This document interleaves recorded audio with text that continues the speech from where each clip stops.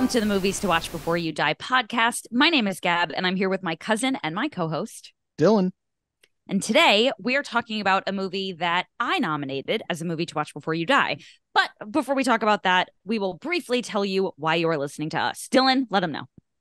Yes, you are listening to us because we're basically podcast extras by this point. This is our 52nd episode for real this Woo. time. So we've done a full year's worth of podcasting, so that's kind of a big deal. Gab Wow. went to school, college for acting. I went to college for video editing. But most importantly, we just love movies a lot, and we're really passionate about this shit, and we hope you are too. Yeah, and we like talking to one another. So we Sometimes. figured, why not make you listen to it? So this week we are talking about a movie that I actually watched for the first time in college in acting class. They brought us all together, all of the acting majors, to go to this little movie theater on 3rd and 58th, I believe. That's the least important detail you've ever been like, that was worth spending time to think about. Go on though. Well, Dylan, it's the truth. All right. I don't want people to accuse me of being a liar. We went to this little movie theater because this was not a movie that was shown nationwide. It was only in select theaters.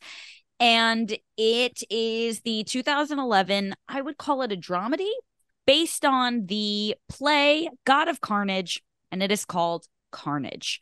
Dylan, why don't you tell the people what it's about? What's this all been about? What am I working toward? You think you know everything about me, don't you? I dive at your bottom. I bloody well ought to. Briefly, I want to talk about what I thought it was about. When you first said you wanted to talk about Carnage, I was like, should you talk about the Spider-Man villain? Are we doing the second Venom movie? I was like, the one that had Dylan. Carnage is the bad guy? That doesn't make sense. But there is no hint of Spider-Man in this at all. I think actually Spider-Man is mentioned once briefly by one of the characters. Not that that's important. Really? Yes, they're talking about like male influencing characters like Ivanhoe and John Wayne, and I think one of the characters says Spider-Man. I think you're right. So that was the closest we got to the actual Spider-Man Carnage connection here. But what Carnage from 2011 is about, in my opinion, is the parents of two boys who were having a fight meeting together and trying very fruitlessly to come to an agreement about how they should proceed on that. And it's meant to point out, I guess, the absurdity and hilarity of the pettiness of the disagreements and the way that society and community can quickly break down over simple spats. Okay, I like that interpretation. Why don't you read the IMDb plot summary? The IMDb plot summary is two pairs of parents hold a cordial meeting after their sons are involved in a fight. Though as their time together progresses, increasingly childish behavior throws the discussion into chaos. Oh, do you want to hear the tagline? Yeah, I guess. A new comedy of no manners. You know what? I don't hate it. It's fine. Yeah. Most of these taglines, like, I'm happy if a tagline just meets the baseline of it's not terrible. It's not somebody had like 3 minutes to think one up and was like, slap it on the poster. So I'm cool. You know what kills me? It kills me when the person who came up with the tagline clearly is like trying to win the tagline Oscar. You know what I mean? Like stop trying so hard. I like the ones that try hard, where it's like, I like the ones that are super like clever. I hate the ones that are just like coming to a theater near you. I'm like, that's not a tagline. You put no effort into this, sir. That's not a tagline. Or how about like, the movie so big? Like, shut up. We've seen that too often, and I don't appreciate it. We have. Yeah. They really think they can just give kids shitty taglines and get away with it. Sometimes it feels like there's one guy responsible for the taglines of every single movie, and he's just like, I'm too busy with all these other movies to put a lot of thought into this one. And he was just like, slap it out. Same guy who wrote In a World. I love that guy, Don LaFontaine. Yeah, but he didn't write it. I'm talking about the guy who wrote it. Nobody knows who wrote it, and that's why they need to pay writers more. Amen. That was a smooth transition, Dylan. Where were we? We're talking about what Carnage is about, which is not Spider-Man. Do we get into our opinions on it right away? Because as far as story goes, I feel like no movie has had less story than this movie did. Yes. So right away, we should discuss that. Obviously, I have already mentioned that this was the film adaptation of a play. The play takes place in one scene, one room. There's no There's no costume changes, that nobody leaves and comes back. It's just 4 characters in a room from beginning to end. And so the movie follows suit. There are occasionally they cut into the bathroom and back to the living room when there are 2 characters in the bathroom changing and washing up, and 2 characters in the living room. But that's the extent of it. Otherwise, it's the 4 people. The storyline is extraordinarily simple. The 2 boys get into a physical altercation. One of them hits the other with a branch, almost like a switch, and hits him in the face. He loses a couple teeth. Obviously, the parents are very upset about this. They are 2 very wealthy, like upper middle class Brooklyn families. They have a lot of money, and initially when they meet, they're really like on their best behavior. They're trying to be very cordial. They're trying to really like uphold the decorum of adults. And as the afternoon goes on, they sort of lose their decorum and kind of go from what I would say is pretending to be extraordinarily civilized to kind of showing their true colors. And it's sort of a commentary on how social constructs are completely developed, and not necessarily like the real way that humans behave. And the longer that you spend with people when there's a like an issue, the more likely you are to kind of dive into your true nature, and how the true human nature is pretty ugly. Yeah, I think that I think it's at a certain point, I do feel like it's the people who are the most prim and proper that, not to sound like the Joker or some shit, like they just need a little push to descend into utter like craziness about being like one thing doesn't go their way and they're like, oh, I can't take it anymore. Yeah. Well, think about like Instagram nowadays, right? Like you look on Instagram and you see all of these people that are living these incredible lives and they're so happy and everything is great. And like those are the people that are honestly the least happy, right? And like I've recently started following this page that's specifically about like fitness people, but it's all these fitness people that are like, love yourself, love your body, you're perfect the way you are. And they edit all of their photos. You know what I mean? They're standing in front of a brick wall and the bricks are warped because they've made their waist smaller. They made their arms bigger.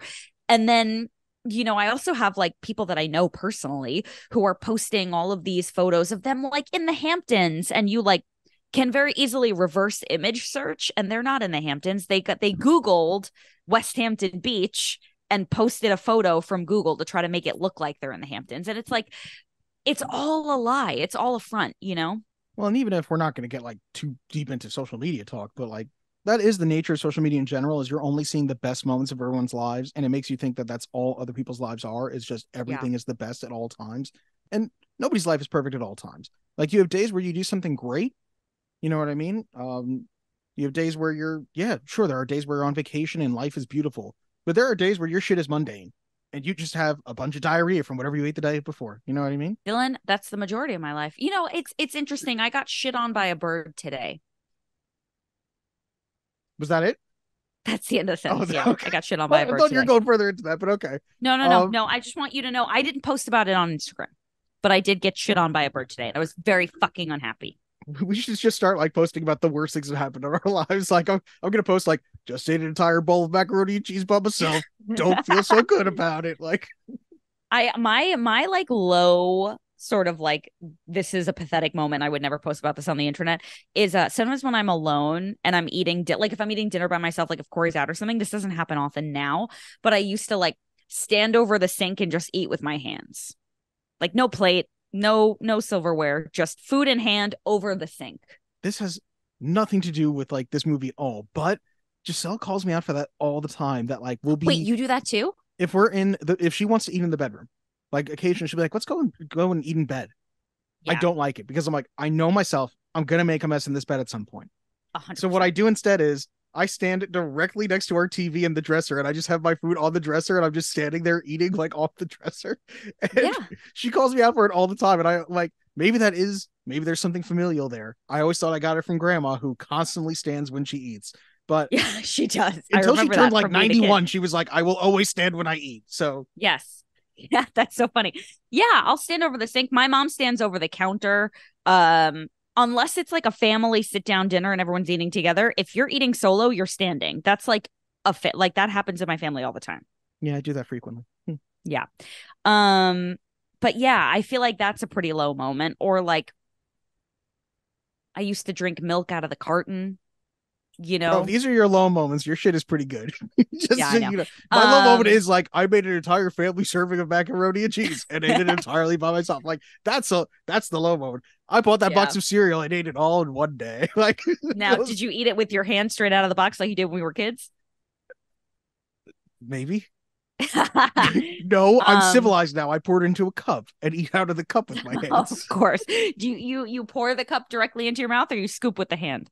Look, Gab, I'm not an animal, so at first I scoop with my hand, and then once it gets lower to a point, then I can pour it directly into my gullet. Got it. Okay, good to know. Um, yeah. Let's talk about Carnage. Yeah. So anyway, but that's the thing, right? Like I think that's a great comment. So the people that are like the most not that you and I are like particularly civilized, but like people who act civilized, like those are the people that when nobody is looking, sit on the floor and eat pizza straight out of the box until they throw up. You know what I mean? Like I don't know if that's true for certain. Have I done that? Maybe. No, I've I been would throwing venture up to in a say long that it's time. true. But you know, I've eaten a lot of pizza out of a box before, so I've been there. Yeah. Throwing up, I feel like was maybe an exaggeration, but you know what I'm saying. Now the thing about this movie, and I think we're about to get into opinion time, so hold on to your hats. Should we go into opinion time? I'm right there. I'm ready if you are. All right, play the song. In this critic's opinion, You know, that's just like your opinion, man. Well, I have a right to my opinion, and my opinion is you have no right to your opinion. The thing about this movie is that it is admittedly very light on plot, very light on action, or even like things happening necessarily. There's like two moments that I can think of where something happens. But it is a flawless execution of performance from all four characters, all four actors. Because in a scene, right, when you're doing a scene with somebody, moments are referred to as beats. So you and I are having conversations and there's beats, right? We had a beat where we were talking about eating cereal. There was a beat we were talking about decorum. There was a beat about going to the opinion time. Like anytime a thought is changed or a moment passes or something new happens, it's a beat. And there are so many beats in this movie that happen so quickly where things change and they go from one thing to the next to the next. And over the course of the hour and 20 minutes, you see them start very cordial and end just like animals. And there's never a moment where it's like, oh my God, he just like flipped a switch and went from being polite to being an animal. Like it happens so gradually. The performances are just so spot on, where there's no moment you can pinpoint where somebody loses their mind. It just is so gradual. And I think that takes such nuance and such skill. And the fact that there isn't a lot of plot is even better because you're just watching this conversation unfold and seeing these people just get lower and lower. And, you know, I think every character is relatable. I think there's nobody that you like, you kind of hate them all. There's nobody who is like the good guy. And everybody says things that you agree with, and then everybody says things that you disagree with. And it makes it so that, you know, to add another layer, it's like nobody is right and nobody is wrong. Everybody is kind of like 50-50. And so as a viewer, there's no like accurate person in the situation or good guy or bad guy. It's just like everyone is just so strong in their conviction, and there is no black and white right or wrong answer. It's just like there is no social. Yes, I think you definitely feel You know what I'm saying? that they're all being certainly with I feel bad that I don't remember the names of the characters. I don't think it's super important. Penelope and Michael's characters, who are played by Jodie Foster and John C. Reilly, really start off on the moral high ground because it's their son who got hit with the branch and had his teeth knocked out. Now they're on the moral high ground, but they're kind of being dicks about it. They very much know they're on the moral high ground, They're being and they feel about it. They're even writing out. I don't know who that letter is for. They're writing in the beginning, but they're writing a letter with the other parents saying that their son, whose name I can't remember, armed with the branch, and they're like, the other parents are like armed. We're gonna say he was armed, which apply. One of the parents is a lawyer, which makes sense for why he's like, it applies a certain amount of intent. Yeah. It's all really ridiculous to an extent, and I think that it makes one of the characters the most interesting to me. The fact that the character feels that it's ridiculous the entire time, and you can tell. I will say it makes so much sense when you say that for an acting class, they were like, go see this movie, because this movie is really just an exercise in acting. Yes. It is, sort of nothing happens. It's a long conversation. Not that that's necessarily a bad thing in general, but this is your Wait Until Dark, where I'm like, oh, I can so obviously tell that this is a play, because there's no reason that I couldn't be watching people actually do this. You know what I mean? Yeah. And it's funny that I was so upset about Wait Until Dark being so obviously a play. And I think the thing that bothered me about that was that the use of darkness didn't translate to me on screen, but here I feel like it translates perfectly. I mean, it's very obviously a play, and I think anybody who doesn't really appreciate the craft of acting would maybe be bored by it, or at least if they didn't know what they were looking for, because it is truly just four people talking. But it's just so well done. Yeah, I don't think I was bored. I will say, does sound a little bit hypocritical now. Your defense of this while you're put down of Wait Until Dark, which I love me some Wait Until Dark. So if you haven't seen that movie, watch Wait Until Dark. I'm going to say right now, live / pre-recorded for those listening, this is 50% my podcast, and I can be as hypocritical as I damn well please. And that's it. And you have been that. Yes. And I was going to say, and I will continue to be that. One other thing, based on our conversation about Red Eye last week, where you seem to have a hard time suspending your disbelief. It wasn't something that I was going to, like you did last week, allow me to just ruin this movie for myself. Come on, let's go. There's an insanity of the fact that they talk for this long, because there is a moment 5 minutes into the movie where they're out in the hallway saying, we can't stay any longer. And yes, I'm sure they mean that in the sense that it's like, oh, I'm in a rush, but you're not really in a rush. You're just like, I'm done with this situation. I want to go. Nobody's like, let's go back in and keep this baby going. You know what I mean? It's like, no, this is done. We're done here. Well, here's the thing that gets me about this, and I feel like maybe you'll understand also, like, clearly in this situation, and we can assume as the movie goes on that it's probably like this more often than not, but at least in this situation, the two pairs of husbands and wives, right? The married couples are not seeing eye to eye and disagree on a lot of things. They're not on the same page, even though they pretend to be. So when Christoph Waltz and Kate Winslet are leaving and something happens that one of them says, oh, we can go back in, the other like begrudgingly does so. So I feel like it's a very familiar situation where you're like, all right, well, we got to go. And your partner is like, oh, but we can 5 more minutes, like, oh, we could, or whatever the case is. And you're kind of like, I can't believe you're not reading in my face that I want to get the fuck out of here. Yeah, which I think happens all the time. I do feel like it more so happens to me with Giselle, where like Giselle was trying to give me the signal and I missed the signal, but like it happens. Yeah. One thing go on. Sorry, I was just going to harp on that like, I think it just adds to the disconnect between the husbands and the wives, because it happens multiple times. It happens when Kate Winslet and Christoph Waltz go back in, but it also happens with Jodie Foster and John C. Reilly, where she's like, I can't fucking believe you told them to come back in. You know what I mean? Yeah. One thing I do like about the movie is that, and again, they need to, we're keeping this going for 80 to 90 minutes, so dynamics don't stay exactly the same. And one thing I like is it goes from being one couple versus the other couple to the men being against the women at some point. Mm-hmm. At some point, then the women are against the men and they have the upper hand at some point, and then it's like 3 of them against one person at some point. Yeah. So I do find that interesting, the way the dynamics shift, and sort of, like I said, from if I saw this or Wait Until Dark as a play, I would think either one was a fabulous play, because I feel like this would be a very interesting thing to watch acted out live. And Wait Until Dark, I obviously feel the same way about. Yeah. And to be clear, I did say movie, not that matters. No. That's okay. You're entitled to your opinion. I did say if Wait Until Dark was on Broadway, I would go in a heartbeat. Like, I think it would be a fabulous play. I just didn't think it translated well Not to only screen. did you say that, Gab, I recall that you said you would buy us tickets if it's on Broadway. I would. And I just want to reiterate on this episode that I would be able to buy tickets because I have a well-paying job that allows me to buy us 2 tickets to a Broadway show. She says from her cardboard box.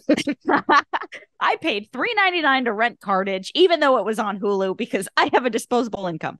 Now, I want to talk a little bit more about the commentary on social norms and how ridiculous they are. And I actually think this is like to say comedy, but keep going. What? I thought you were going to talk about the comedy of this movie.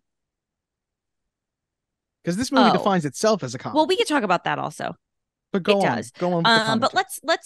But let's talk about social norms. So I think that there's a lot of discomfort in the beginning of this movie when they're trying so hard to be polite to one another, and like everybody is trying to go above and beyond to not step on each other's toes, and to make sure that nobody's being offended, and we just want to make sure it's okay with, oh, absolutely, yeah, we just want to, and it's like it's uncomfortable almost because you can tell how fake it is, and you can almost feel that as soon as the couples go their separate ways, they're going to talk shit about each other. And as the movie goes on and the storyline, starts to unfold, and by storyline, I just mean conversation, you start to see where they get a little bit more comfortable with one another, or somebody says something that makes somebody a little upset and they kind of unravel a touch. And you just start to see these social and societal like acts of decorum start to break away, and you see people's true nature come out. And all 4 characters have a very different true nature, but it kind of does give that like Lord of the Flies feeling, where like you eliminate the structure of society and it just immediately goes into chaos. Yeah, and it really happens a lot of the time which I feel like happens frequently, characters get called out for hypocritical notions, which happen often. Like, John C. Reilly's character, Michael, he's in the beginning talking about the kids, and he's talking about, you need to have more sympathy for your fellow person type of thing. And then he's talking about the pet hamster that he that day tossed in the streets, saw the pet hamster was terrifying, was like, but I'm not going to touch that, rodent type thing. And I just let him go. I let the hamster go out on the street. And finally, at one point, once things start to break down, I believe it's Kate Winslet goes, well, you're a murderer. You're a murderer. You murdered that hamster. Like, that hamster's dead. The other time, basically, the same thing with they're calling out Kate Winslet and Christoph Waltz, which it's Alan, and they call her Doodle most of the time. I can't remember what her actual name is, but yeah, I don't remember her name. The two of them. But I love. Side note, I love when Christoph Waltz in his strange accent says "doodle doodle doodle." Doodle doodle. He still at some time sounds like he's Hans Landa from Inglourious Bastards a little bit. Yes. Which is like that character would play the situation very differently. So very. But, there's another moment where they call them out, and I'm trying to think of what it was exactly. And it doesn't matter. But there's several moments of hypocrisy that, they feel need to address. And I think Alan, I liked his character and that performance the most because he spends so much of the movie not really, you can tell he's not invested in any of this conversation because he knows that, like, at the end of the day, this is all performative especially for Penelope and Michael, like, for them to feel good as parents, or, it's not really about anything that, they're not getting anything from the two of them having the conversation without their children even there. Yeah. I also just really like every time they'll bring up his son and they'll go, no, he's a maniac. Like, you know what I mean? I don't know why they're talking about like an 11 or 12-year-old, and you would think that this movie is like, we need to talk about Kevin, or some movie where like the child is a monster, or like Orphan or The Omen or something like that. And he's like, it's just these two kids who we saw clearly have a fight. And he's like, where is it? He says, our son is a maniac. He says, his wife says, Zachary's not a maniac. And he goes, yes, he is. And she goes, Alan, don't be an idiot. Why are you saying that? And he just goes, he's a maniac. Like, he's just blatantly saying it again. He's like, he's a maniac. Well, what 11-year-old boy isn't a maniac? You know what I mean? To an extent, all of them are at different times. Yeah. There is, to briefly go over the comedy, Do you find yourself like laughing out loud at times in this movie? No. I think I laughed out loud maybe the first time when she throws up, because it's a very like sudden sort of like, oh my God, I can't believe she just threw up on the table. I think I like chuckle a little bit from time to time, but no, this is not a laugh out loud movie. Yeah, there's a couple chuckles here and there, and one of them is John C. Riley when like he's the first one to sort of like fully break out of like being fully buttoned up, I feel like. And Mhm. it's this moment where he goes, "You're blowing this out of proportion." And it's just like the way he says it that I was like, okay, that's a little funny just because John C. Riley just like has the comedy chops. Yes. Yes, yes, Um, yes. but like there's lines that I'm like, I can acknowledge that it's funny, but I wasn't like laughing at it. Like somebody goes, their son is a threat to Homeland Security. I think it's Penelope says that. Yes. Yes. You talked about Kate Winslet's character vomiting, which I feel like if you're looking for something to happen in this movie, that is the most happening thing that happens in this movie. I think that happens, and I think her putting his cell phone in the water happens, and those are the two things. moments. Yes. Yeah. Um, Major spoilers. You just heard the two things that happen in Carnage. Yeah. But when the vomit scene does happen, that's another big moment of one of these characters like fully breaks down, because Penelope, who is Jodie Foster's character, who has been the most buttoned up besides, her husband, stops giving a shit about like, oh no, we just want, we want the children to feel better and we want to make sure that this is good for them. To all of a sudden she's like, she threw up on my books, you know what I mean? Like she has these books on the coffee table and she's like totally breaks down for a moment about like, what the fuck? Like my Kakashki's ruined, which I'm like, what's a Kakashki? It sounds like Oscar from Hey Arnold, but doesn't matter. Yeah. I think unfortunately, I really kind of only have the lens of the acting to really talk about this movie through, but there's so much to discuss. There are two things that they really wanted us to take away from this movie. The first is that there's a lot of action happening with the characters, even though nothing in the plot is happening. So in the Meisner technique, there's a lot of like, you should be doing something. Like if you're building a house of cards, or if you're painting your fingernails, or if you're whatever, there's always like something that you should be doing that is, a task that's going to keep you in the scene. So you're not just like standing there staring at somebody, you know what I mean? And there's like a level of reality where like, you're never truly just having a conversation with someone. You're always like doing something, whether it's a nervous tick or whether you're busy with something, or, and it'll draw out a lot of emotion. Like for example, I had a scene once, and now I'm getting really off track, but I had a scene once where I was supposed to be having an argument with somebody who was slowly frustrating me. And my teacher wanted me to do it while I was trying to build a house of cards. And the fact that I couldn't do it was aiding in my frustration, so that when the time finally came that I lost my mind, I was not only mad at this person, but I was also like actually mad at the fact that I couldn't put this house of cards together. Do you know what I mean? Yeah. And I think in this movie, it's so interesting to watch because everybody is doing something. Like John C. Riley is always serving food or trying to clean up after the food. And at some point they're cleaning up all the vomit. Jodie Foster is writing the letter, and then she's, trying to clean up her house and get people towels, and Christoph Waltz is obviously on his phone the whole time. And what's really interesting is that Kate Winslet is truly the only one who's kind of just sitting back and watching it all unfold. She doesn't really have a ton of tasks other She can than at least be nauseous in the background, I feel like usually. Is that what you're going to say or no? I was going to say her task is getting drunk. And I think she does such a good job of slowly becoming more and more belligerent. And I think I've said this before. The thing about being drunk is that drunk people are always trying to appear sober. And so she does this great job of being drunk, but also trying to be taken seriously and be like, I'm not drunk. Like, I'm thinking very clearly. Whereas, like, obviously, Kate Winslet is the furthest thing from like an amateur or a bad actor, but an amateur would be like, oh my God, I'm so drunk. You know what I mean? Yeah, I think I did have a little bit of a hard time with once they start drinking, because I do think they all like, and maybe it's just that, again, it's not that long. So they are all supposed to get drunk rather quickly. So Yes. I didn't feel like that happened slowly. Like they should have started having like, let's have a drink. If they had started doing that, more towards the beginning, it would have felt more right by the end of it. Well, I here's did the feel thing to to an extent remember. that it happens fast. Here's the thing to remember, though. It doesn't happen super fast for Christoph Waltz and John C. Reilly because they don't really get super drunk. Kate Winslet gets drunk because she just threw up everything in her body and was throwing up bile. When you throw up like that and then drink, you get drunk immediately. That's a fair point. So that's why she gets drunk so fast, I think. I do also feel like the thesis statement of the movie is at one point they say a line, and I literally wrote, "This seems important." They go, "Nothing's been proven here. Nothing is certain." And I'm like, that's kind of, I guess, what the movie's about. Yeah. There's also one other time where I felt like, is this what the movie's about? I think it's Kate Winslet goes, "There's getting to be like, who cares?" Which also kind of felt like it could be the tagline of the movie. There's getting to be like, who cares? Because at a certain point, they're all sort of like, I don't give a shit anymore. I just don't have the strength to leave.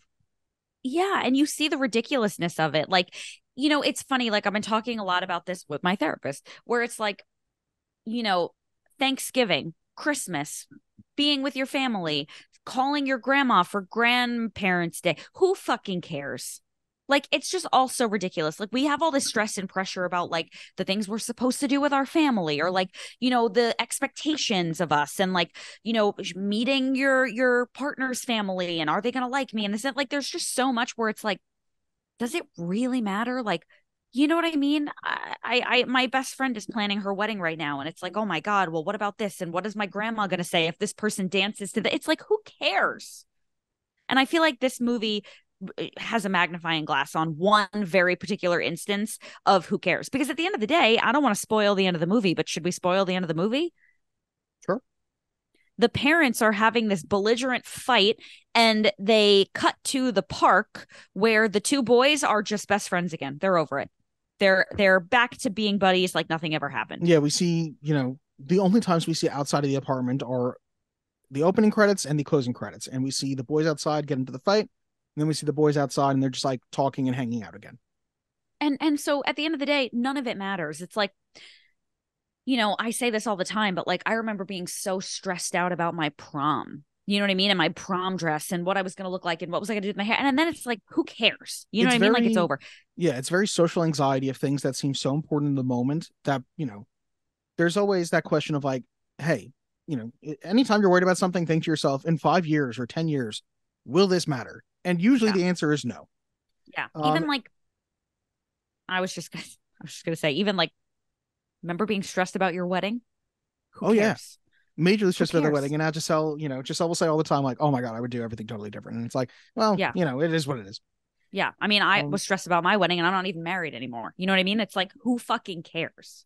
A moment that feels like that in the movie, and I feel like it gets brushed over pretty quickly, is Alan at one point just calls Michael Steven, and they're like, his name's Michael, and like nobody makes a huge deal of it, but I feel like that's one of those things that, like, if I were in that situation, it would be so realistic and so easy to fuck up somebody else's name. And then I'd be like, oh, I'm a dick. But then you get 5 minutes later into the conversation. It's like, it doesn't matter anymore. Yeah, but I think it's a power move too. No, you think he did it on purpose? I still don't think it's supposed to be done on purpose. I do think it's done on purpose when there's a moment in the movie where it becomes a big deal of he keeps calling her Mrs. Longstreet, I think is her last name. And they'll be like, call me Penelope. And then, he calls her Pen at one point. And Michael's like, my wife's name is Penelope.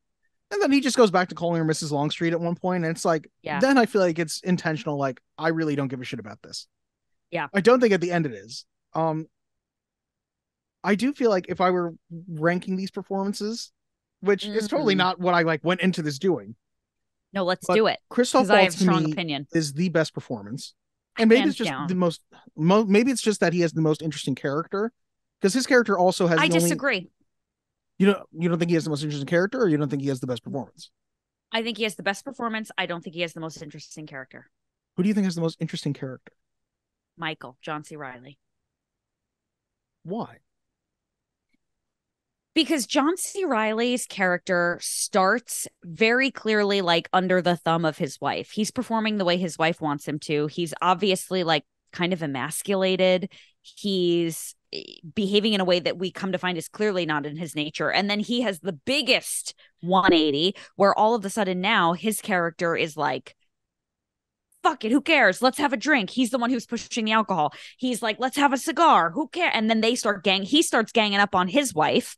That's true. I just think it's the most interesting. I think Christoph Waltz is the best performance because he is the one that subscribes the least to these social niceties. He's the one that is the most honest the whole time. And so he does end up being a dick, but you're like, well, he was honest with us about who he was from the get, you know? Yeah. And he really is. And, you know, it's a reason why you immediately aren't annoyed by his character, whereas the performance that I liked the least, and it's not a bad performance, none of these are bad, is Jodie Foster's Penelope, because I do feel like to an extent it becomes one note a little.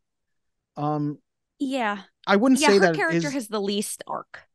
Yeah, and she sort of is just there to, you know, she sort of has like breakdowns at times and she's just crying and she's like really upset, but just talking really upset with her mouth shut at times about society. Yeah. And it's like, okay, you know what I mean? It's not, again, she's not bad. Jodie Foster's a phenomenal actress. No, it just she feels does a good less job. Interesting to watch than Christoph Waltz at the peak, and then John C. Reilly and Kate Winslet are both doing a great job as well to me. And like I said, not to say Jodie Foster's not doing great, just less great than I feel like the rest of them were. I think you're commenting a little bit more on the character. I think she did the best job she could with the character. And I think if you kind of frame it in like what we would in today's day and age call like a Karen, I think she does a really good job.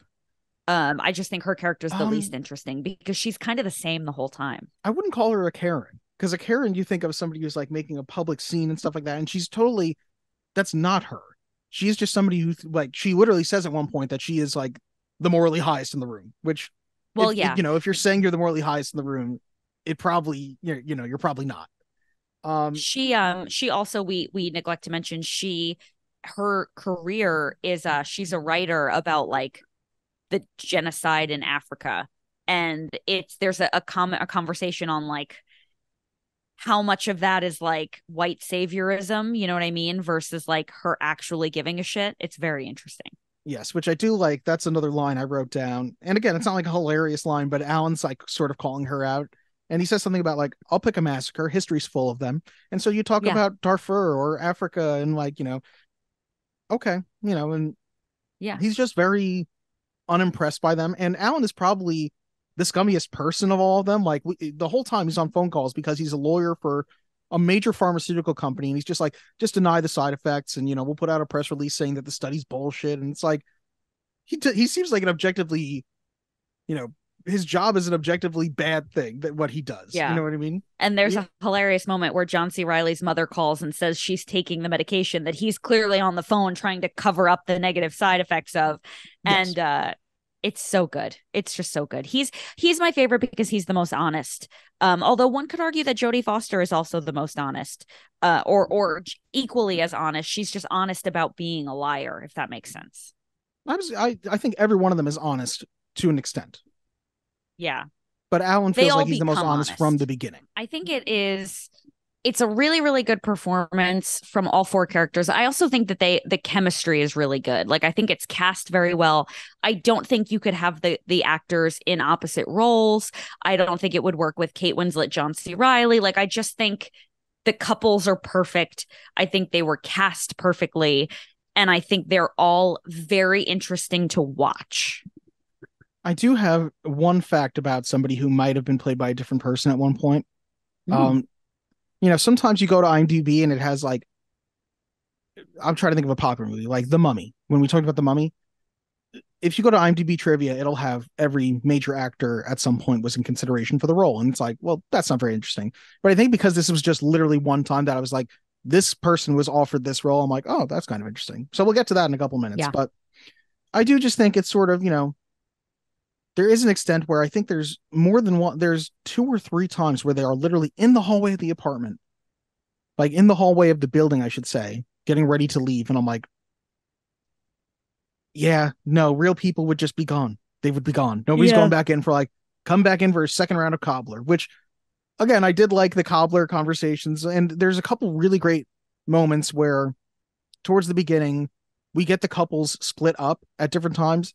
And that's when they do feel like, oh, we can be honest right now. And they, you know, they'll have this moment of being like, oh my God, I can't believe she did that. And it's a really good moment with Christoph Waltz and Kate Winslet where they're like, She had just thrown up and she's like, do you think it was the cobbler? And he's like, of course it was the cobbler. The cobbler sucks ass. And like, they kept trying to feed him the cobbler. And it's like, they got to stop with the fucking cobbler. You know what I mean? Yeah. I think, I agree with you. And there's definitely moments where they go to leave and you're like, okay, like it's a little unrealistic that they would come back in. But I also think that I don't think it is as unbelievable as somebody being stabbed in the throat and just proceeding as normal. Like, sorry. But anyway, that's not why we're here. Again, that's not why one we're of these here. is That's definitely meant to be more realistic than the other one. So let's not descend into this. Don't make me, Dylan, because you know I will. Don't make me. I ain't afraid of you. All right. I feel like we're both like holstering weapons. Like, okay. Yeah. It's a real standoff over here. But listen, there is just such hypocrisy with Penelope, and I just like have one more thing written down here that like she says at one point, and I'm just remembering another thing she says. She's talking about her kid, and she goes, seeing this child with no face left, no teeth. And it's another thing where he's like, well, at least we got a cobbler recipe out of this. And Penelope goes, well, I wish my son didn't have to lose 2 teeth for it. You know what I mean? And then later, when Michael is on the phone with his mother, he says something, well, yeah, he's in a lot of pain. And they ask, once he's off the phone, they ask, oh my God, is he still in a lot of pain? And Penelope goes, no, he's not in any pain. And it's like, oh, so you were full of shit before. That's what you're saying. Yeah. But we all know people like that, right? Like we know people like that as adults. We know parents like that when we were kids. And I think what it really asks is, who's the better person? Is Jodie Foster, because I think these are the two characters that really represent like the black and the white of the film. Is Jodie Foster the better person because she's trying so hard to be a good person and follow this social decorum and all these social rules and, be the morally higher ground person? Or is it Christoph Waltz, who is very upfront about who he is, very honest, trying his best to just follow along and not really rock the boat, but then ultimately like just tells you how it is and tells you how he feels? Like who's in the right and who's in the wrong? I think Christoph Waltz is the better person. Well, I think the movie is trying to tell you that neither of them is. I think the movie's trying to tell you that all the parents are fucking idiots. And like I think it makes it absolutely evident by the time you get to those end credits. And you see the children have found it within themselves to just find common ground and talk to each other, because at the end of the day, if you're 11 or 12 years old, things that mean so much to you mean nothing to you a couple hours, a couple days, a couple weeks later. You know what I mean? Yeah, but my question still stands. Who do you think is the better person? Neither. They both are idiots. They're all idiots. If you had to pick. I don't have to pick, Gav. You can't make me pick. They both suck. Like, personally, who do I dislike more? Penelope. But like, I don't think any of them are better.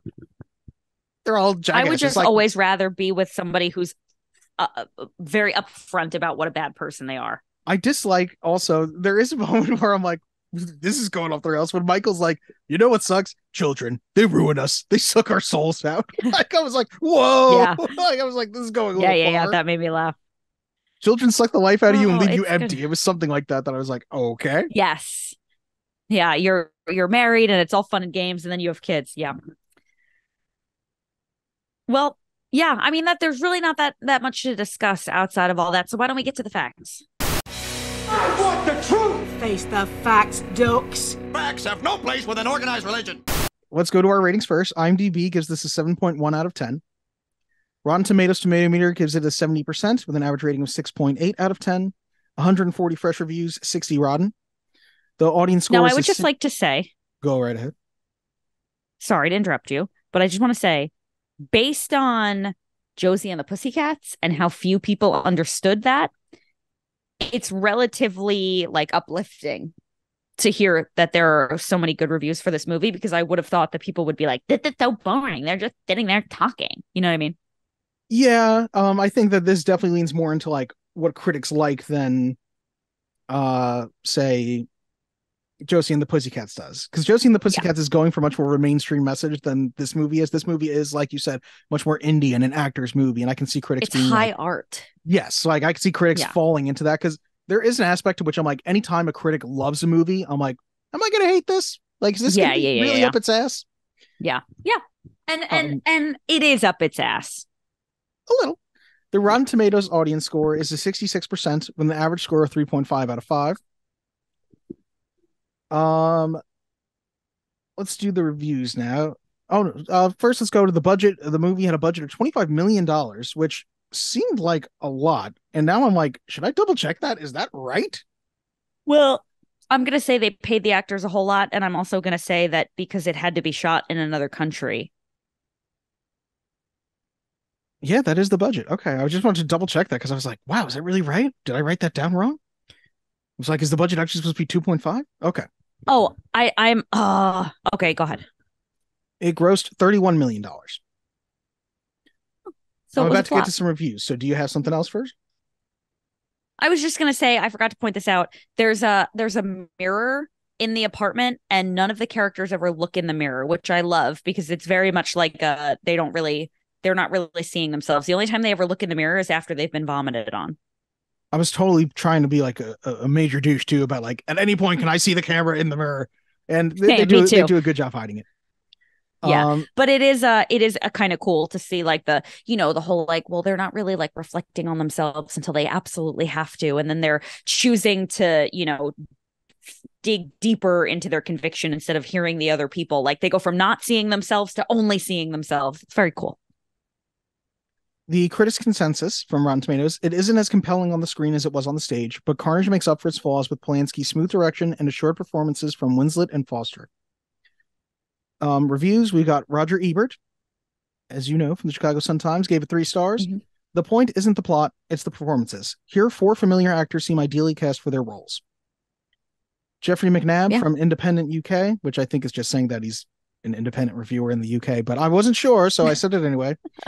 The actors, parentheses, all likely to be in awards contention, are clearly enjoying themselves. Peter Travers from Rolling Stone: the film version of Carnage hasn't just lost God from its title, it's lost the laughs from a play that brought it to life. Richard Roper from richardroper.com. But do you know Richard Roper? Because he was totally like, he used to be with Roger Ebert. It was like Ebert and Roper at the Ebert and movies. Roper. Yeah. Tedious and self-congratulatory, wears out its welcome after about a half hour. Oh. Bob Mondello. I feel like I did a lot of reviews because they're very short. Yeah, it's NPR. okay. You're always aware that you're watching film theater. Yeah. Joe Newmeyer, who I did not write down what he's from, so sorry, Joe. Often very funny and bitingly incisive, yet like a visit to friends you don't really care for, you kind of can't wait to leave. Okay. John Anderson from Newsday. The astonishing waltz steals the picture, possibly because he's the one with a rational perspective, despite his telephonic obsessiveness. He sees the whole exercise as pointless. Ultimately, so do we. I agree. Also, I just want to say, I think it's really interesting how they're very upset that he's on his phone so much. He's on a BlackBerry. This is 2011. And like to know where society went after that, it's like, I don't even think he's on his phone that much, because if he's not talking, it's in his pocket. Like I think nowadays everybody would have their phone out and they'd be scrolling while that character there's a definitely silence. Like if he wasn't on the phone, you would have him still have the phone out because he'd be like sending a text or an email, or he'd be, you know, it's my most important client. I got to type up the press release myself, something like that. Yeah. The music of the film was by Alexandre Desplat, who also did the music for Argo, The King's Speech, and Zero Dark 30. The movie stars Jodie Foster as Penelope, who you may know from Silence of the Lambs, Contact, Panic Room, and the original Freaky Friday. John C. Reilly as Michael, who you may also know from Walk Hard, the Dewey Cox story. Which, have you seen Walk Hard? Of course I have. Okay, I was like, if you haven't, we're doing that next week, but now I'll have to pick something else. Boogie Nights and Chicago. Kate Winslet as Nancy, who you may also know from Titanic, Eternal Sunshine of the Spotless Mind, and most recently Avatar: The Way of Water. And Christoph Waltz as And Alan. as always, sorry. What? About Kate Winslet? Leonardo DiCaprio's soulmate. I still, okay. I feel like you're like a child playing with dolls, like, no, kiss. Yeah, that I am, but so is the rest of the fucking universe. I think it might just be you, homie. Okay. And Christoph Waltz is Alan, who you may also know from Django Unchained, Spectre, and of course, Inglourious Bastards. Let's see here. The director, which we have to address at some point. It was directed by do it, because this Roman was news Polanski, to me. who also directed Chinatown, Rosemary's Baby, and The Pianist. He's directed some fabulous movies. We've talked about The Pianist before because it's such a good movie. But it must be said, this movie, which is set in New York, every character is supposed to be in New York. This movie was entirely filmed in France because Roman Polanski is not allowed in this country. He's a fugitive. Yeah, he had a plea deal for drugging and I don't even want to use the R word that it rhymes with graping. Um, a 13-year-old girl. And he had set this plea bargain up, and the judge was going to throw out the plea bargain and put him in prison. So Polanski fled to France. Since then, several other women have also accused him of assaulting them as teens. Also, just because of the weird proximity to another major historic true crime, Roman Polanski's second wife was Sharon Tate, who in 1969, while he was in Europe working on a film, was home 8.5 months pregnant and was killed by the Manson family cult. I just feel like I have to mention that because it's like, it has to be mentioned. It's crazy. Yeah. Was she involved in the Manson family cult, or she was She just was a their victim victim. of? Yeah. Okay. Interesting. Do you think he had anything to do with it? No. No. I think that they just picked them as victims. Yeah, unfortunate. Yeah, I honestly did not know that Roman Polanski. I mean, people are gonna say, "Oh my God, how did you not know that?" But I just didn't know. I Yeah, honestly, I knew disturbing. that like he had fled to France. I didn't realize the extent of it when I was pointing out to you like Roman Polanski's a dickhead, and you were like, "What?" And I pointed out to you just like a clip from his Wikipedia, and I was like, "Oh shit, he's a monster." Yeah, that's crazy. Interesting though. I do find this very interesting. Like, he was able to get these four renowned actors to work for him. You know what I mean? Like, I don't know. It does beg the question, like, why did they say yes if he's such a monster? And I'm not defending him. I'm just curious. I just think it's to a certain extent. I think having directed Chinatown and Rosemary's Baby in the 60s and 70s buys you a lot of clout because they were still talking about him as though like there is no controversy there. In interviews, they were like, and to work with Roman is great. And I'm like, is it? Is it? It reminds me of if you go not that long ago, you have people at the Oscars saying big thanks to Harvey Weinstein. And it's like, this does not look good. You know what I mean? Yeah. And I I also think think, even like, just back to 2011, I'm like, we've come a long way since 2011 that I'm like, this looks a lot worse now. I was absolutely going to say that. I think there's just like I think we've become less tolerant to things like that now, and there's like more of a like a zero tolerance policy where if you do something like that, you like people don't work with you anymore. And back then it wasn't as firm. But I also think like to a degree you also have to remember like this was Oscar potential, like of course they said yes to it. This was a good paycheck. This was a pretty breezy job, like there's a lot of dialogue and whatever, but it's not a 6-month ordeal. This probably was shot in Oh, I can 2 actually weeks. tell you. It was Please shot do. in 6 weeks. So they were saying they were like, they were like, is the confinement a bit difficult? And they're like, it is a bit difficult because you're just staying in the set for 6 weeks. And specifically they were saying for Christoph Waltz and Kate Winslet, you have to remain uncomfortable in these surroundings, even though you've been here for 6 weeks, you have to still act like, oh, this isn't my home. Where do I act comfortably and that type of thing. Yeah. Although I don't feel sorry for them because there are people that do it on Broadway for months at a time. So and there that's are part of your people, job. There's stuntmen who get paid like a fucking quarter who are like, let me just see if I don't die during this. You know what I mean? Yeah. I mean, I understand it's a challenge, but also like, don't be a film dickhead. Like people do this all the time on stage. Yeah. Yeah, that's interesting. I would have thought it was shorter, but either way, 6 weeks for a feature film is not a lot of time. Yeah, we just had to take a moment out of our facts to make sure we talked about the fact that Roman Polanski, awful, just awful. Yeah, I mean, if we really need to sit here and tell people we don't condone that type of behavior, like it's not that we're saying that or not. I think I just wanted to. I think it needs to be pointed out when we talk about like, sure, there are times in movies where like it'll be, I remember when the Predator came out, the most recent The Predator movie, there was somebody in there who was like a background actor who was like a monster. If we were doing that movie, I probably wouldn't need to point that out because I don't think we'd even notice the character. But because it's somebody background actor, he was like somebody who knew the director, which was Shane Black, who we talked about last week on The Nice Guys. But yeah, I know he was accused of something. But when we're doing a movie and it's the director of the movie, I'm like, yeah, you know what? It needs to be stated. Yeah, that's fine.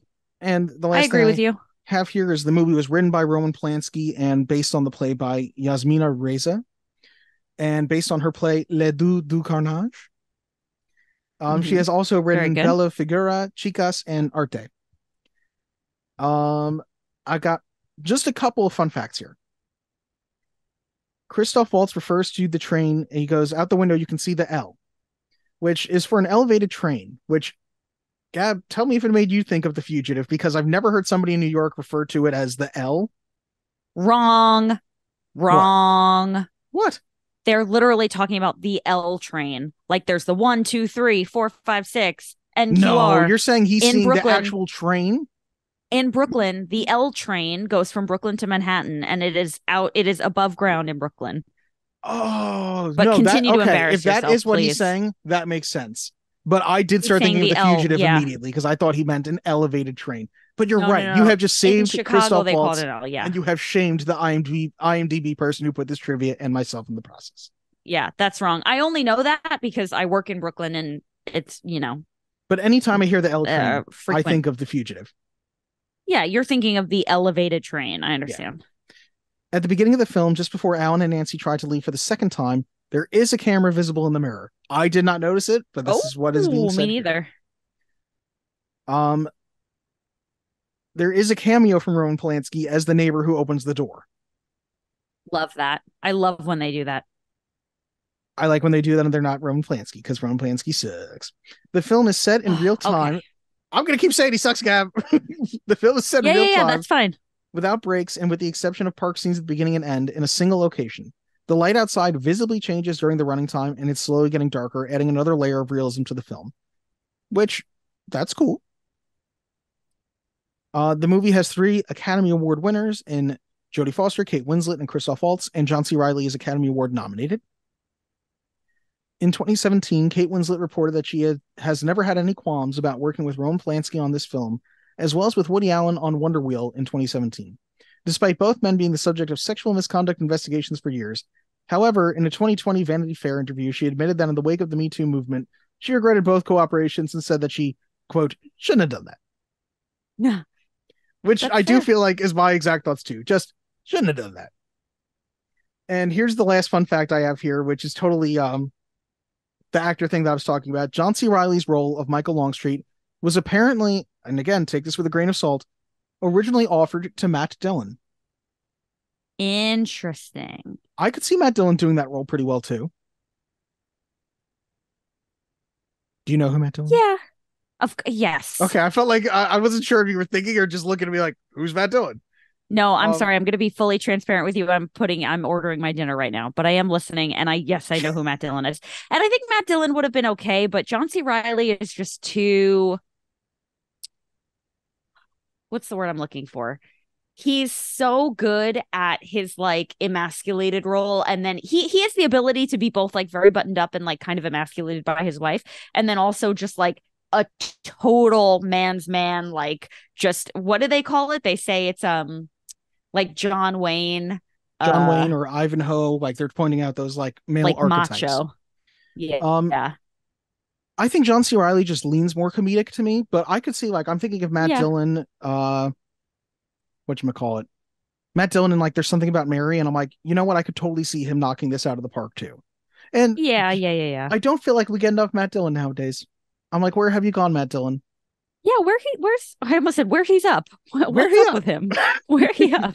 I think he does a lot of like more independent type stuff now. I know there was a major movie he was in a couple of years ago. I can't remember what it was called. It was like something about the house or whatever, where he was like playing a serial killer or something. Yeah, Matt Dillon, good actor.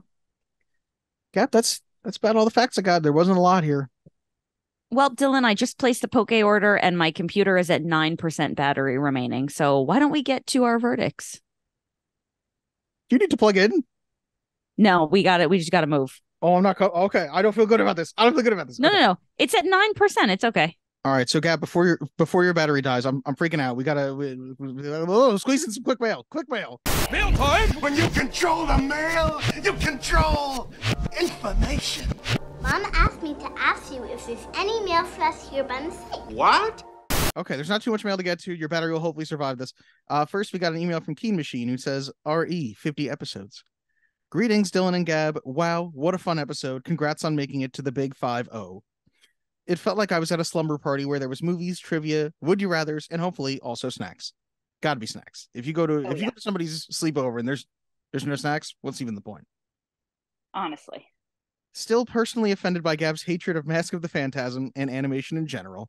So maybe we should spray whipped cream in her hand when she's asleep and then tickle her nose with a feather. However, that's a good one. I did enjoy her dichotomies for Dylan. Try to trip me up on your big learned words.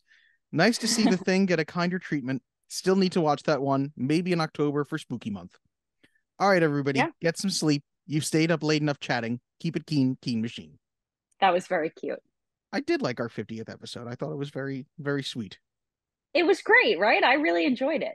Perhaps that'll be like every milestone, every like 25 episodes or so, we'll just have an episode where we just like reevaluate or trivia or whatever. I don't know. Yeah. I also thought it was funny that at the end of that episode, we're like, we're going to put trivia in every episode, and then completely forgot and never did that. Well, hey, you even said that you were like, I'll come up with the trivia for my episode. So that's on both of us. Oh, 100%. Okay, good. I ain't going down alone for this. We also have a comment on the 50th episode from Scotty Cameron. Dylan's had to come up with a lot of questions on the fly recently because someone else beat him to his initial question. First, on Jump on the Batwagon, which I guested on that podcast episode, and every week, Gab, I give them a question of the week, and somebody literally, before I could get to it, said it, and I was like, oh, fuck. Aww. So they made an ass out of me. First, on Jump on the Batwagon, now here. Of course, the question he comes up with on the fly is Batman-related, as most of my on-the-fly conversation is Batman-related. Of course. I still revel in the fact that Vampire's Kiss is the unexpected gem. And always, Scotty's suggested movie will be the first movie to watch before you die. Yeah. Yes, that's true. Forever. Gab, that is it. That was the quick mail. And your battery's probably at like 7%. Yeah, we got to get this thing going. My poor computer battery. Let's get to some Carnage verdicts. Do or do not. There is no try. The guilty will be punished. Sentence is death. Well, Gab, this was your pick. So do you think that this is a movie to watch before you die? Well, Dylan, I'm going to tell you what. I remember this movie being like life-changing. And I remember thinking everybody in the world needs to see it. I loved it. I thought the performances were brilliant. And now, I mean, Jesus Christ, almost 10 years later, 11 years later, actually, I do. 12 years later. 12 years later, I do think that it is a really, really, really well done piece of performance. However, I don't know that I would add it to a list of movies to watch before you die because it is so specific. It is so niche. It is really interesting. Like, Pedro, if you're listening, watch this movie because the performances are to die for. But, somebody who is more of like a traditional movie watcher, I don't know if it would really do it for you. So I think if I'm being objective, I'm going to go ahead and say no. Gab, I got to tell you, I respect the shit out of you saying no to the movie you nominated. It's something that I don't think I'll ever end up actually doing myself. I feel like every time I'm like, I've chosen this movie, therefore I will die with this movie. Yeah, so I very much respect you respect being like, that too. I respect that you were like, yeah, 10 years ago, I loved this movie and rewatching it. I still really like it, but I don't think it's a movie to watch before you die. I just don't think it's a movie that I could say everybody should watch before they die. I think it's a little too niche. If I could go back, I would say the same thing about the CrossFit documentary. You know what I mean? Like, if you like CrossFit, it's great. But although I will say, I also agree with you that it's not a very well done documentary, but I digress. I'm nothing if not reasonable. I'm nothing if not reasonable, Dill. Which just tells me I'm unreasonable on my movies. So come back next week for when I'm unreasonable. So my verdict here, I really feel like it goes back to a line that I said earlier that Kate Winslet says in this movie. This is getting to be like, who cares? Because there's times where I was really into it, and I was like, oh, this is fine. Over the course of 80 minutes, 85 minutes, I was like, all right, we got to wrap this shit up, homie. You guys, we're not doing this for this long. Yeah. It's certainly not bad. And it's certainly, if you were training for acting, like, it makes so much sense that like in acting class, they're like, you got to go see this movie. It makes total sense. Even when you were describing acting, I took one acting class in college and I hated the fucking teacher because he was so trying to get a rise out of me. He was so trying to like bring me higher up in enthusiasm and be like, I need more from you, Dylan, more. I want you to look ridiculous. Like, I remember there was one day where he was like, leave the room and come back in the most ridiculous possible way. And, you know, he had me do it like 3 or 4 times until it was like, probably like you were saying, I got frustrated and I was like, I just have to come in and do this off the fucking chain, you know? Yes. Yeah. That's what he wanted, by the way. He wanted you to be uncomfortable until you finally just gave in. Yeah, I knew he wanted to be uncomfortable, and I didn't want to be uncomfortable. Yeah. We had a side note. We had an acting exercise. I think about this every single day of my life. We had an acting exercise where after we left class, when we were taking the subway home, they wanted us to stand on the platform. The doors opened. As the doors were closing, they wanted us to jump in as if we had just made it, even though everyone could see that we were just standing there waiting for the doors to close, and then go, yes, as loud as possible. And it took me, because they wanted us to be okay with doing something absurd and having everybody look at us. No, that's uncool. It took me like a week to be able to do it. And now, and part of this is just not being, 20 anymore. Like now as a much older adult, I'm like, I'll do it for free. I'll do it right now. I don't give a fuck. I do think now I would also be very different in that acting class now. Like, I'm like, oh yeah, I can come in here and be a fucking, like, make an ass of myself. But I think at the time that I was like, with all my classmates, I don't want to be stupid. Yeah. Like, It's interesting how you were an adult then, but you're like more of an adult now. It's funny. 2 of my best friends are 27. I'm 31. And there's a huge difference in that. And like, I consider them my equals, but it's like, there's an age gap that they haven't quite gotten to the, I don't give a fuck about what people think of me phase yet, This could be a whole nother conversation, but there is such a big difference in like senior year of high school to being in college to being in your early to mid 20s to being like 30. You know what I mean? Like it's like the closest it feels is if you still talk to somebody in college, my niece and nephew were here like a couple months ago, and I know that they were constantly on their phones and like talking to their classmates from like 8th and 9th grade, and I'm like, oh, this seems so important to you now, and you'll see soon you're at this age, you're a fucking idiot, and everyone's a fucking idiot, and you're gonna realize at some point, like, oh my god, I can't believe what idiots we were that we cared so much about these things. And also, you're probably gonna realize that all those people you're friends with, you don't even really like that much. And you do just get to this point where, like I said, you're at my age now, none of that matters anymore. None of that mattered. No. You know what I mean? No. Yeah. But I do feel like when you pick This Is We'd Watch Before You Die, the other line that I thought of immediately was, "You're blowing this out of proportion." John C. Reilly just saying it all big. I feel like I've started watching the trailers for these movies after I watched the movie, because I'm like, oh, how did they market this? Especially this movie, which all takes place in one spot. And they market it using, they heavily use like the outdoor scene. Mm-hmm. And from the trailer, you get like 85% of the best moments that we talked about. Like, you can watch the trailer and get most of this movie. If you like any one of these actors, I think you should watch it. It's not a movie to watch before you die for me either. Yeah. Certainly not bad. Not bad. And I'm glad that we got to talk a little bit about like good acting. Like I always love to hear when you talk about like the really cool shots or the, like all those little intricacies in the filmmaking that maybe go over my head. Because I think this is just like my, it's interesting when you kind of know what's happening to see it done really, really well. And there's a lot of things in here that we take for granted when we watch movies. I will say this though, if it comes to Broadway, I'm buying us tickets. Okay. I keep getting invited to shows if they come here. I'm cool with it. Yep, we're doing it. Yeah. So anyway, that's that. I remembered it being a lot more interesting. I think I was just in a different headspace. I was in a different part of my life. And now it's a really good movie to watch if you're into great acting, but I don't think it needs to go on our list. Yeah, not a movie to watch before you die. But like I said, if you like any one of these actors, definitely check it out. Christoph Waltz is a gift to society. I'm at 7%, just so you know. It's really not draining all that quickly. But I do want to know what your pick is for next week, and then I want to go eat. So I've narrowed it down to 3. So, Gab, what you're going to do right now is you're going to pick a number, 1, 2, or 3. Oh, Jesus Christ. 1. I feel like that's the one that was on your heart. Interesting. So we are going with a movie by the same director as RoboCop. It's also a satire, Gab. It is Starship Troopers. Oh my God, that sounds like a movie I am not going to like. Well, I'm telling you ahead of time, it's a satire. Because I now know that I have to warn you ahead of time, as you told me before. Yeah. So notice the satire. Okay, it's a satire. Okay. What's it called? Starship Galactica? Starship Troopers. I will let you know whatever streaming service it's on or whatnot. I'm just going to rent it, Dylan. I have a good income. I make a good living. Don't waste the $4, Gab. I never pay for any of these movies. I'm not saying how I get them, yarg, but I never pay for any of these movies.